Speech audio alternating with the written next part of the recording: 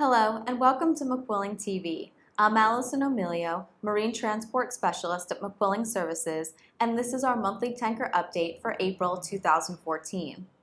It's been nothing but a downward spiral for VLCCs since the beginning of the year, and April was a continuation of this trend. Rates in the Arabian Gulf lost an average of 3 world scale points to both the east and the west, despite an increase in activity.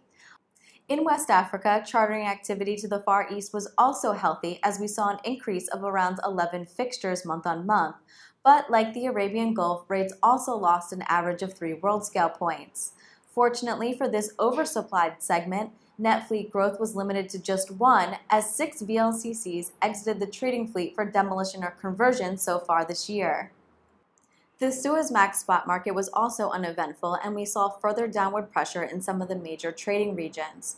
Rates on the West Africa-U.S. Atlantic coast route lost an average of 3 world scale points as activity was no match for the supply of tonnage. The Black Sea Med region lost an average of about 4 points from March and is now trading below year-ago levels. Aframaxes in the Caribbean-U.S. Gulf spot market remains relatively flat month on month as rates gained an average of just 1 world scale point from March.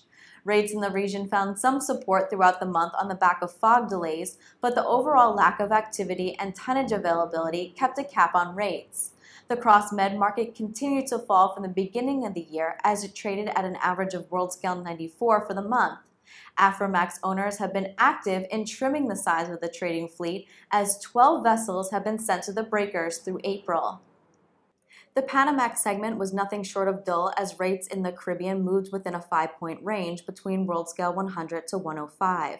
Not even weather delays were able to provide the market with a boost as regional tonnage availability was ample. Across the Atlantic, rates made some headway at the start of the month, which was driven by a tightened tonnage list. But as ballasters began to flood the region, rates slipped from the world scale 130 level to world scale 122.5 at month's end. In the clean products market, LR2s on the AG Japan benchmark experienced some much-needed activity this past month, and rates were able to make a bit of a comeback. On average, we saw this route gain 5 world scale points from March. Meanwhile, LR1s were pressured by more competitive LR2s, and rates lost 14 world scale points month on month. In the MR market, the U.S. Gulf continent route was pressured despite U.S. refiners returning from maintenance. Rates hit world scale 80 several times throughout the month, but were unable to sustain or pass that level. Reduced gasoline imports to the U.S. caused the continent U.S. route to soften from world scale 125 to world scale 100 throughout the month. In Asia, TC4 found little support despite upcoming maintenance in Asia and more competitive LR1 rates. Looking ahead, we expect VLCC rates will move sideways in the coming months, mostly due to refinery maintenance in the Far East, which will limit feedstock demand and keep tonnage availability in major load regions ample.